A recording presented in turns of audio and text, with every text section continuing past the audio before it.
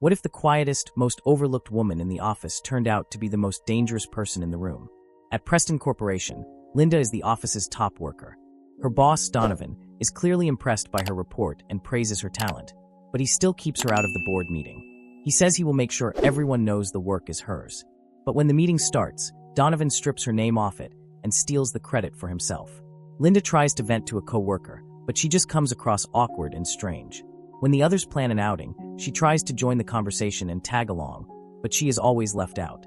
At home, Linda has nobody at all, no friends or family. Every vacation photo shows her alone, and the only one keeping her company is her parrot. Still, Linda stays hopeful and believes that if she keeps working hard enough, success will finally come her way. Even the company owner once said she was next in line for vice president. After dinner, Linda likes watching Survivor. Her books and vacation photos show just how much she is drawn to survival. The next day, Bradley takes over as company president after his late father. Linda quickly hides her lunch and rushes over to introduce herself, but there is still mayo on her face, which makes Bradley instantly recoil. She tries to make a joke about shoes, but it only makes things more awkward, and he heads off to his office. Right after that, Bradley notices the mayo on his own hand and complains about how gross Linda is. Executive Franklin tells him that Linda was promised the vice president role, but Bradley says he will give that promotion to Donovan instead. Franklin explains that the company depends on Linda and that even Bradley's father dumped everything on her. Bradley does not care and just wants her moved to another office so he can keep her out of sight. Then Franklin panics and reminds him they have a huge meeting coming up in Bangkok. Donovan cannot handle it alone. In fact, nobody has solved the problem with Appendix D. Bradley agrees to bring Linda on the trip, but only so she can help Donovan. She will not be allowed in any meetings. Later, Linda catches Bradley and Donovan fooling around together. A co-worker tells her they used to be fraternity brothers, and Donovan has been promoted to vice president. Linda storms into Bradley's office, furious that she was passed over, especially since Donovan has only been there for 6 months, and she has been there for 7 years. Bradley says Linda is great with numbers, but she is not good with people, and he needs someone who can charm a room and close deals. He also points out that she has something on her teeth, humiliating her even more. As a compromise, he tells her to come to Bangkok and fix Appendix D so she can prove him wrong. Linda tries to argue, but Bradley brushes her off and goes back to golf. Just then, Bradley's fiancée Zuri arrives, and Linda notices the very expensive ring on her finger. When Linda tries to leave, Bradley claims people have been complaining about her eating lunch at her desk because of the smell, so now she has to eat in the break room. That is a lie. He is the only one bothered by it.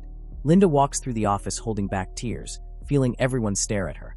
She barely makes it to her car and tries to convince herself she is enough, but she is still crying. On the morning of the trip, Linda arrives at the airport full of energy and announces that she solved Appendix D, but Bradley is not even listening. On the plane, Linda keeps working while the guys mess around. Donovan says he found Linda's Survivor audition tape, and everyone laughs at her. Once Linda realizes what is happening, she gets so hurt that she decides not to send in her report with the solution. Then the plane jolts for a few seconds, and the stewardess tells everyone to sit down and buckle up.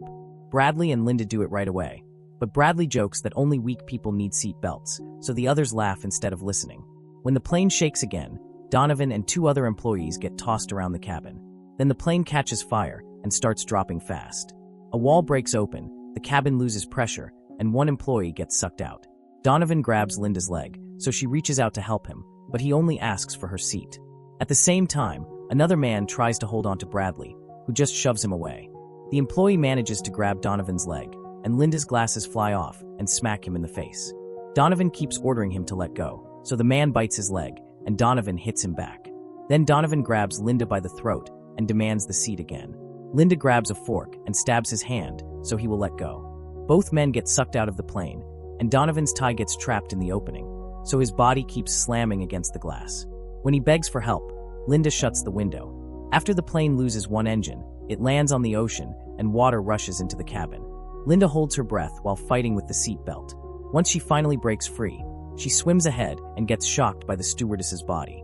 She screams, then swims out of the plane to reach the surface, only to realize she is in the middle of nowhere. Soon after, the plane sinks underwater. The next morning, Linda wakes up on an island. She wanders around until she finds Bradley there too. He is unconscious and has a deep cut in his leg. Linda smashes 1 rock with another to make a sharp blade, then uses it to cut plants. After that, she gathers vines and branches and builds a shelter. She also digs a hole and lines it with coconut shells to collect water. By evening, rain starts falling, but Linda stays safe in the shelter while caring for Bradley. The next day, Linda drinks coconut water. Right then, Bradley wakes up, so she gives him some too. He breaks down when he realizes no one else survived, and he thanks Linda for helping him. After that, Linda works hard with branches and leaves to make a fire. She also catches a fish and cooks it over the flames. When she offers some to Bradley, he refuses because he hates the smell. So Linda forces the food into his mouth. The next morning, Linda is thrilled because she found a conch. Bradley is irritated and asks why she has not made a distress signal or searched the plane for GPS equipment. Linda says her priority was keeping them alive, but he thinks rescue should have come first. When Bradley tries to stand, he is hit with sharp pain. Linda moves to help him, but he does not want her touching him. She jokes about his soft hands, and Bradley gets angry, telling her to speak properly because she is his employee. A frustrated Linda picks up her things and leaves him alone. As the hours pass, Bradley tries to act like he is fine on his own. But soon he gets thirsty and hungry and realizes he cannot survive without her. That night, strong wind destroys his shelter. The next day, the sun burns his skin and he passes out. Linda comes to him with water and tells him they are not in the office anymore, and he finally agrees. A little later, Bradley is eating again. Linda says she saw boar tracks, so she makes a spear to hunt it. Bradley does not believe Linda from accounting could hunt a boar, and Linda corrects him right away, saying she is actually from strategy and planning. She also calls him out for lying, because he clearly never even looked at her work like he claimed. In the woods, Linda follows the tracks but freezes when she hears a noise. Suddenly, the boar charges in from behind and knocks her down. Luckily, it gets stuck behind a fallen tree, giving her time to escape. The boar circles around the tree and keeps searching until it finds her jacket on the ground. Linda leaps down from above and stabs it in the neck. But the spear snaps, and the boar throws her off by shaking hard. When it charges again, she uses the other half of the spear to stab it once more. Even then, the boar is still alive and keeps spitting blood and mucus into her face. Linda desperately pulls the first spear half out of its neck and keeps stabbing it in the eye until it finally dies. A moment later, Linda proudly drops the boar's head in front of Bradley and says she likes hunting. That night, they both enjoy the incredible meat. A few days later, Linda is exploring when she finds a waterfall and decides to take a shower. Suddenly, she hears a sound and spots a boat nearby. Linda rushes toward it to ask for help, but stops herself when she realizes she is actually happy there. She goes back to camp and gives Bradley some water while showing him the backpack she made out of leaves. But Bradley is frustrated because 2 weeks have passed and they still have not been found. When Linda tells him to stay positive, Bradley snaps and yells that they should build a raft. Linda thinks that is a bad idea, and they start arguing. Soon Bradley realizes she is content with the way things are and tries to walk away, but his injured leg slows him down. He reminds her that she thinks she is a big deal, but he is the president of a major company. Linda just laughs and reminds him that his father did all the work and that he is just a Nepo baby. When Bradley fires her, Linda laughs even harder. Bradley storms off and tries to make his own camp, but no matter what he does, everything falls apart. Meanwhile, Linda has built a solid shelter, a hat, and even a hammock. On top of that, she has food. She even uses branches to finally write help in the sand. Bradley gets so hungry that he catches a bug and tries to eat it, but it is so disgusting that he spits it out. Eventually, Bradley walks up to Linda, who has made a table and a whole sushi spread. He tries to act friendly, but she humbles him by pointing out that he has something on his teeth. Then he notices she has a knife, and she explains that she found it on the shore. Bradley starts apologizing for his attitude, but Linda asks for more, so he admits he underestimated her and that she is important to the company. She keeps eating and drinking just to mock him. Finally, a desperate Bradley falls to his knees and promises to help. Since she keeps teasing him, Bradley ends up begging and offering desperate, dirty bargaining. Linda cuts him off and finally agrees to take him back. In the afternoon, Linda takes Bradley for a walk to help rehab his leg. They reach the mountain and move along a very narrow path where they have to make dangerous jumps. Linda shows him that there is nothing but water for miles before they keep going. Then she teaches him how to test poisonous berries by rubbing them on the skin and checking for a reaction. Last, she points to 2 rocks shaped like an X and explains that beyond that area there are only thorn bushes and poison vines.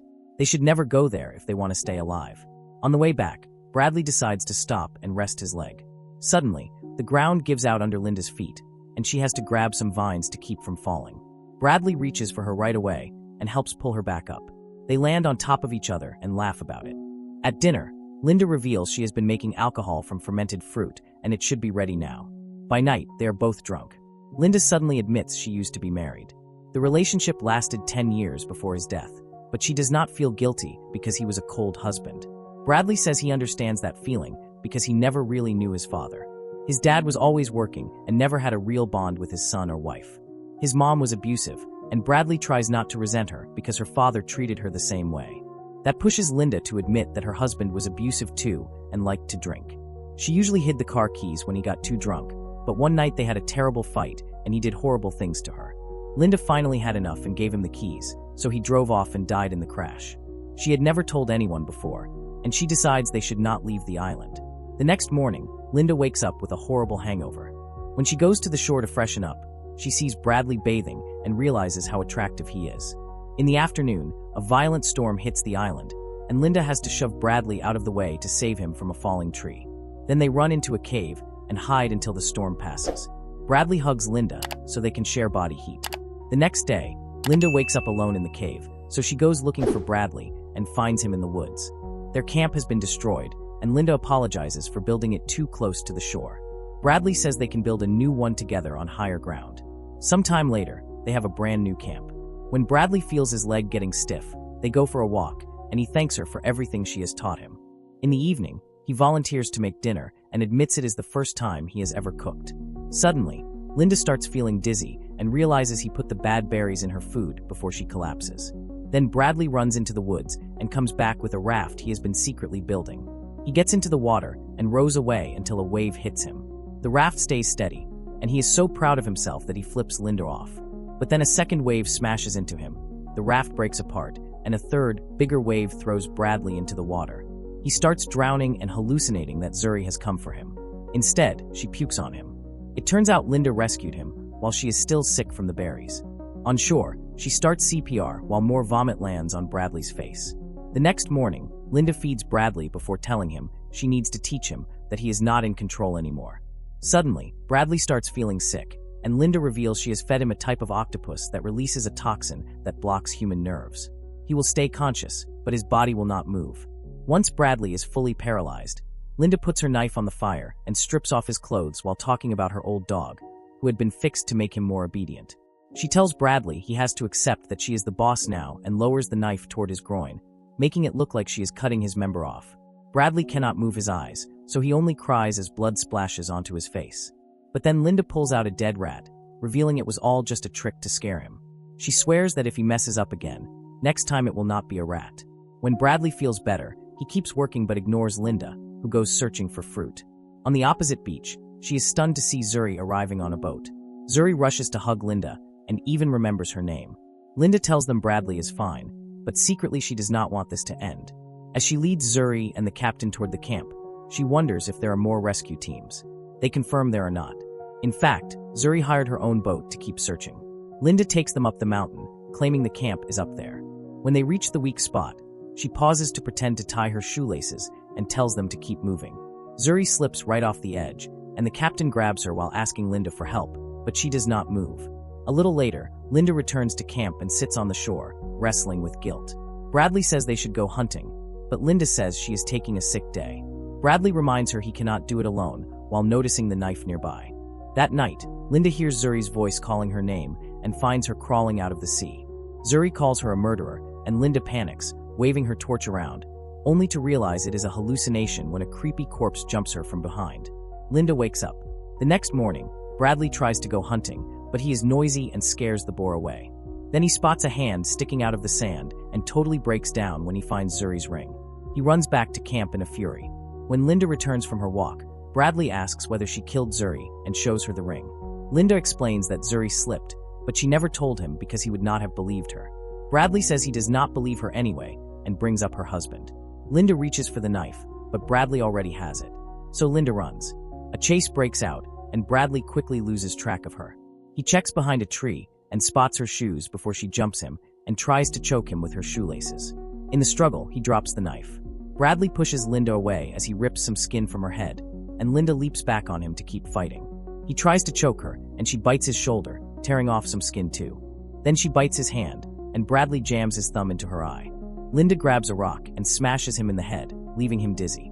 At that moment, Linda smiles and reveals she has the ring. Then she swallows it and gives him the finger.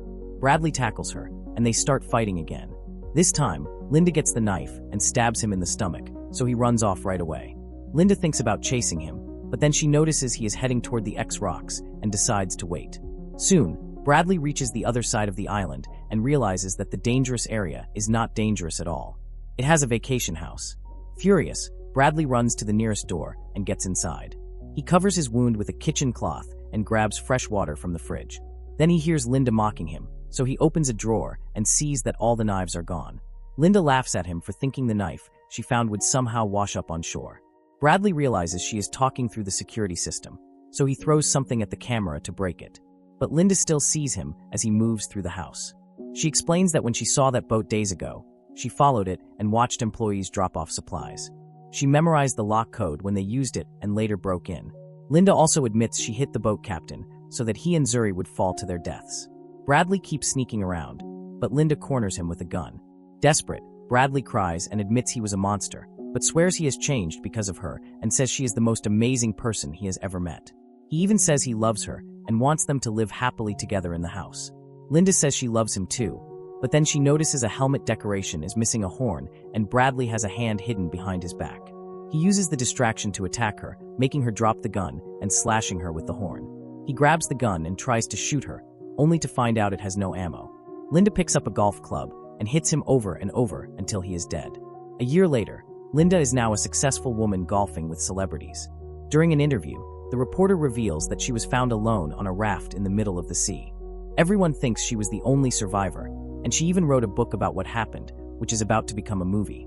Now she is writing a self-help book to teach people how to save themselves. Subscribe, like, and comment for more wild recaps like this.